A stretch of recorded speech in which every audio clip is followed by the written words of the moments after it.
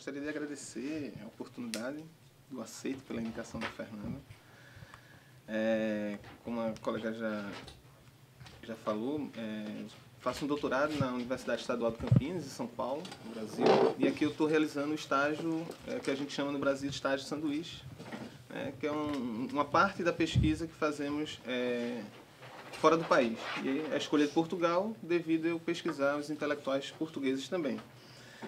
Eu decidi não ler o texto, senão eu iria me prender muito, poderia se tornar um pouco chato, né? Mas segui alguns tópicos para tentar cumprir os 30 minutos. O título da minha pesquisa atualmente, ele já passou por várias mudanças, eu estou no 2º ano do doutorado. Atualmente ele está com diálogos transoceânicos, trocas culturais entre intelectuais portugueses e os pensadores do movimento de restauração católica no Brasil, de 1910 a 1942. Inicialmente era até 1937, depois da minha chegada aqui em Portugal, eu senti a necessidade de expandir até 1942 devido à concordata do Vaticano com Portugal, e daqui a pouco eu explico. Essa investigação do doutorado é um projeto mais amplo que veio desde o mestrado. No meu mestrado eu escrevi sobre o movimento de restauração católica na cidade do Recife, capital do Pernambuco, do Brasil, e nela eu analisei o movimento de restauração católica entre os intelectuais da Faculdade de Direito do Recife, que deu origem a esse livro aqui, que foi financiado pela universidade, que inclusive eu deixo aqui para a biblioteca um dos exemplares. Então, durante a pesquisa com esses intelectuais, eu fui percebendo que alguns intelectuais em Pernambuco mantinham um diálogo muito próximo com alguns intelectuais aqui em Portugal. Principalmente um intelectual chamado Manuel Lubambo, que mantinha um contato com Antônio Sardinha, né? E havia algo muito interessante entre esses dois intelectuais, porque o Manuel Lubambo ele adquire um jornal chamado Fronteiras para publicar a vida cultural de Portugal. E uma das suas principais defesas era a restauração da monarquia no Brasil, que já era interessante, isso em 1930, mas também a volta da colonização do Brasil a Portugal. O Brasil voltar a ser colônia portuguesa. Isso me chamou bastante atenção e eu comecei a ler algumas outras documentação do próprio Manuel Lubambo e de outros intelectuais. Fui vendo que a relação entre os dois movimentos eram muito próximos a partir de 1910, quando há a proclamação da República Portuguesa. E aí eu venho analisando como é que o Brasil serviu de exemplo para o movimento de restauração católica em Portugal. A gente tem que entender que quando há a proclamação da República Brasileira, em 1889, a Lei da Separação, que é o Decreto 119-A, ele tem apenas 6 artigos, muito simples, que vai dizer que o Estado e a Igreja são independentes, né? E que o Estado continua financiando a Igreja, os seus membros. Diferente do que há aqui em Portugal. A Lei da Separação entre o Estado e a Igreja Portuguesa ele tem 196 artigos, e são 196 artigos que tratam os religiosos portugueses de uma forma bastante diferente das outras congregações. E essa é uma das primeiras partes da minha tese, é mostrar que a lei de separação dos dois países, aliás, do Brasil, serviu como exemplo também para os intelectuais portugueses que estavam sendo perseguidos. E um desses intelectuais que a gente acha muito claramente sobre referências sobre a lei da separação brasileira é o bispo da Guarda, o Antônio Vieira de Matos. No arquivo do Vaticano, que eu fiz um levantamento da documentação, eu encontrei todo o seu processo de punição devido à carta pastoral e à leitura da carta pastoral portuguesa, que foi publicada no dia 24 de dezembro de 1910, ou seja, antes da publicação da lei, e ele é punido com uma lei, pelo um crime que foi cometido em uma lei que ainda nem existia. Ou seja, o crime, vamos dizer assim, que é tratado como crime, a sua participação na pastoral, é de 24 de dezembro e a lei é de abril de 1911, 24 de dezembro de 1910. Né? E ele é punido por desordem. E todo o seu relatório de defesa é feito em cima da lei brasileira. Ele dizendo que Portugal deveria seguir o exemplo do Brasil, que fez uma lei onde continua financiando todo o seu corpo de membros católicos. Outra questão importante na lei da separação que chama a atenção são as pensões. existe a pensão, vários tipos de pensões, e uma das pensões que eu estou trabalhando no primeiro capítulo da tese é a pensão que é dada para as viúvas e filhos dos padres ou bispos, né? Isso é interessante porque é uma cópia que se faz da lei francesa de 1905, de separação entre igreja e Estado. E a lei francesa diz que o Estado deveria financiar todas as viúvas e filhos de qualquer membro de igreja. Quando essa lei é transferida para Portugal, né, o Afonso Costa ele traz para Portugal, ele especifica que essas pensões deveriam ser para os ministros católicos. Então, há um levante sobre essa questão. Também, são 3 pontos principais. A outra questão é dada sobre como se daria a fiscalização do culto e a fiscalização dos usos dos espaços religiosos em Portugal. A fiscalização vinha do governo, mas também vinha do povo. Qualquer pessoa, qualquer indivíduo poderia prender um padre e levá-lo a julgamento, ou qualquer religioso católico, levar a julgamento por ele estar vestindo um hábito ou por ele estar celebrando qualquer culto.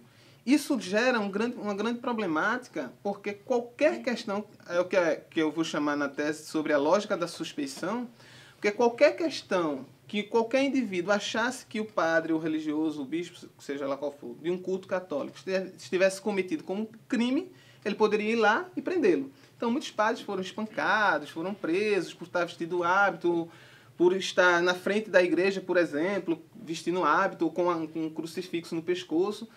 Então, isso é o que o José Matoso vai chamar, gera uma verdadeira caça aos padres. E as defesas se veem com a lei brasileira. Outro ponto é a distinção entre, que eu vou trabalhar na minha tese, entre o conceito de secularização e o conceito de laicização.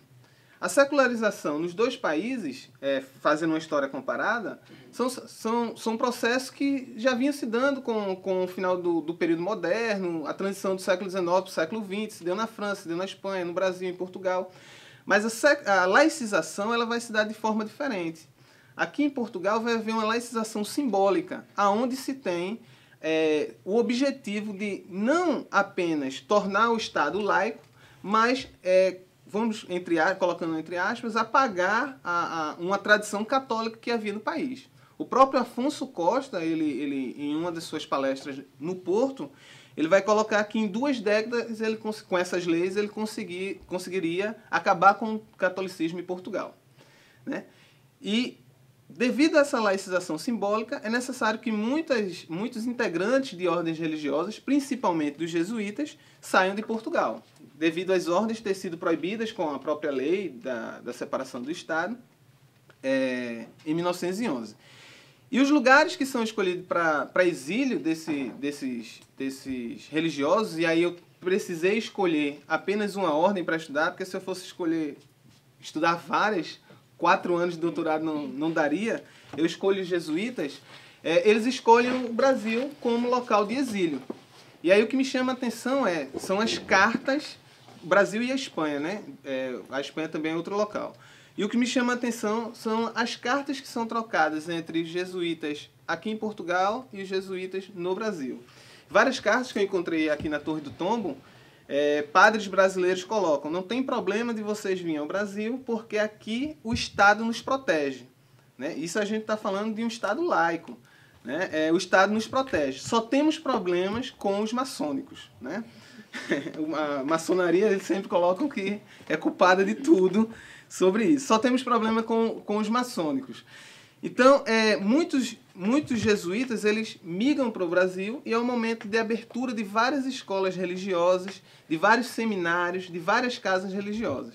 Então, enquanto em Portugal está havendo uma perseguição, o fechamento de várias ordens religiosas, de várias igrejas, a primeira igreja em homenagem a Nossa Senhora de Fátima, fora de Portugal, e nela se tem a Fátima diferente de uma Fátima que se tem aqui em Portugal a partir de 1917. Existe um quadro nessa igreja onde tem Nossa Senhora de Fátima e embaixo as inscrições: Nossa Senhora de Fátima, livrai o Brasil do comunismo. E a gente sabe que existem dois momentos de Nossa Senhora de Fátima.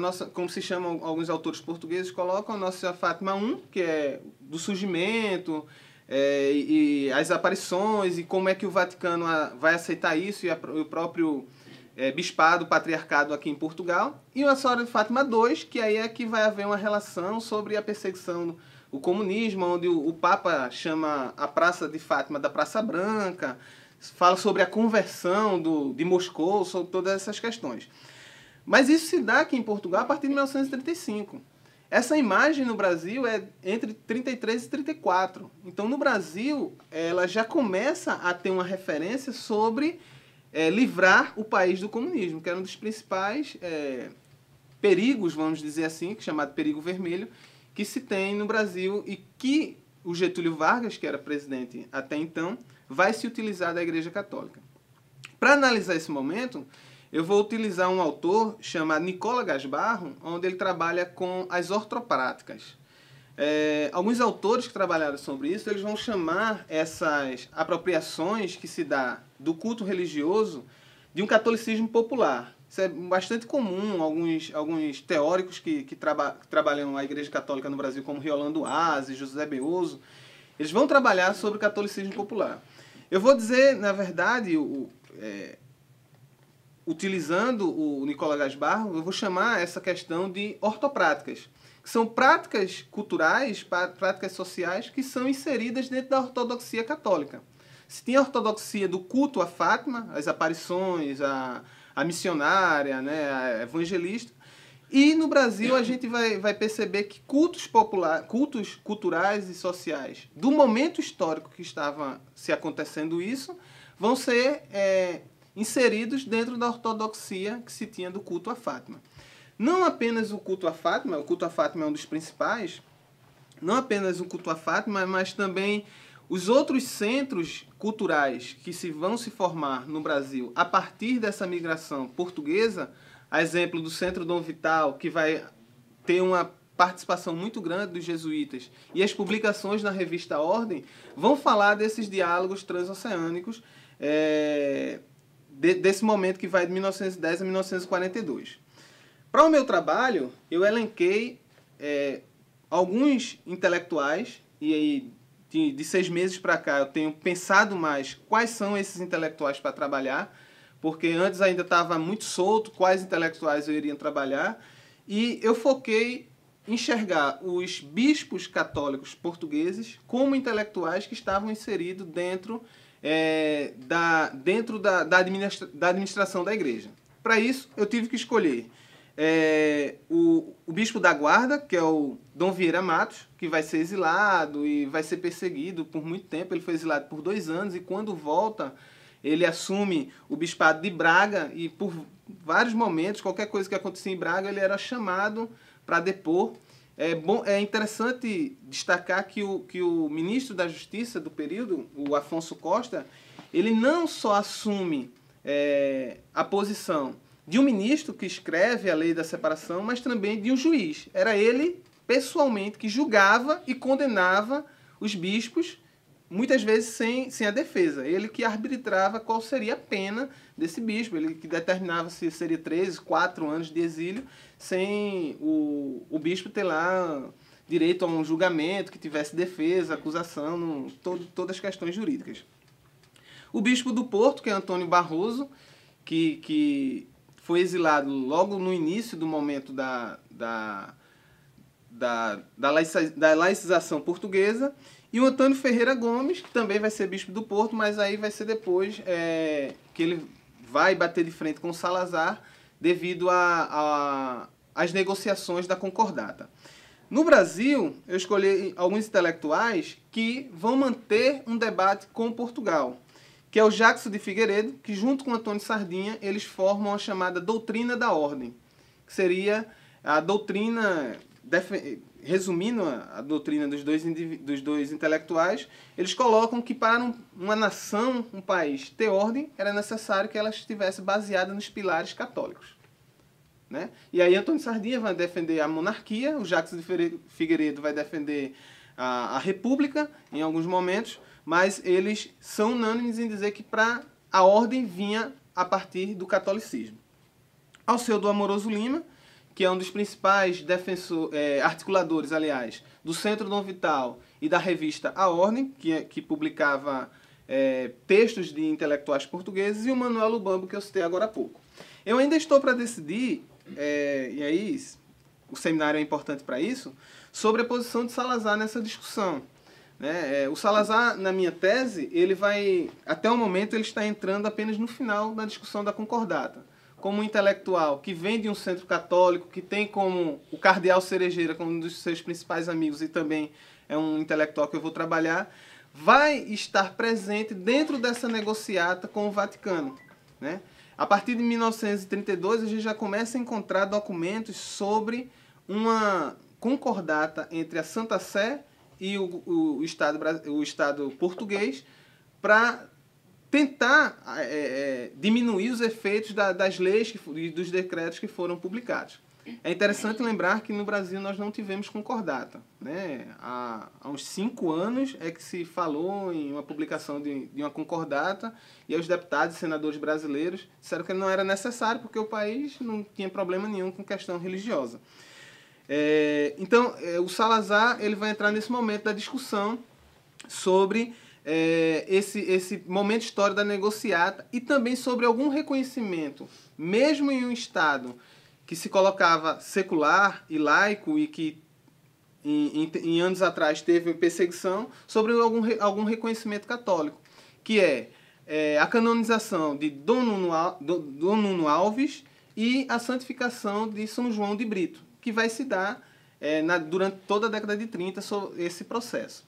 Então a tese, eu acho que o meu tempo já está passando, a minha tese é tentar mostrar que o projeto ou a reconquista, como é colocado aqui em Portugal, de restauração católica em Portugal, teve, entre aspas, uma influência, ou seria melhor dizer, um diálogo com o movimento brasileiro, mostrando que, mesmo em um Estado secular ou laico, as negociações entre Estado e Igreja era possível para a manutenção de uma ordem, como era colocado na doutrina da ordem debatida entre Antônio Sardinha e o Jackson de Figueiredo. Bem, é mais ou menos isso o projeto de tese, que ainda eu tenho 2 anos para publicar. Ela ainda vem sendo pensada a cada documento encontrado, mas a gente vai para o debate agora.